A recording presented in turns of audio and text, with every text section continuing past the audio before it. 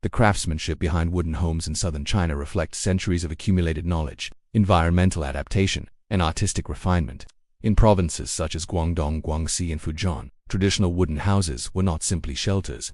They were carefully engineered structures shaped by climate, local materials, social customs, and spiritual beliefs. One of the most remarkable aspects of southern Chinese wooden homes is their timber frame construction. Craftsmen relied on a post and beam system in which vertical wooden columns supported horizontal beams and roof structures. Rather than using nails, builders employed precise mortise and tenon joints that locked wooden pieces together. This technique required exceptional accuracy because each joint had to fit perfectly. A poorly cut joint could weaken the entire frame. Skilled carpenters spent years mastering measurement, carving, and assembly techniques passed down through generations. In humid and subtropical regions of southern China, climate played a crucial role in shaping design. Heavy rainfall and high humidity demanded elevated floors, wide eaves, and steeply sloped roofs. In mountainous areas, especially among ethnic minority communities, stilted wooden houses became common. A well-known example is the Daijulu style found along rivers and hillsides in Guizhou.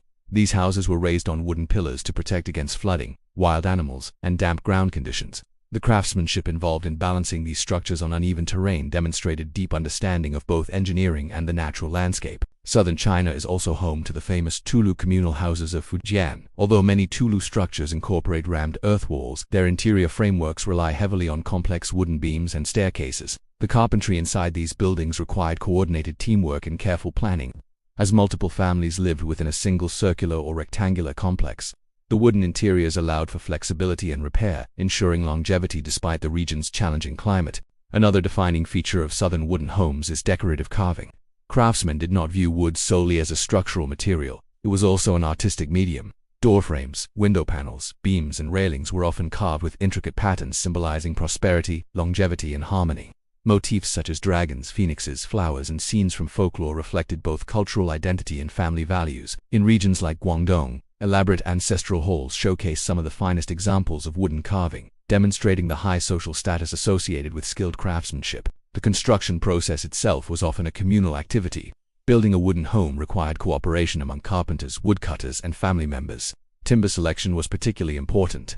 Builders carefully chose wood types that were resistant to insects and decay, such as Chinese fir.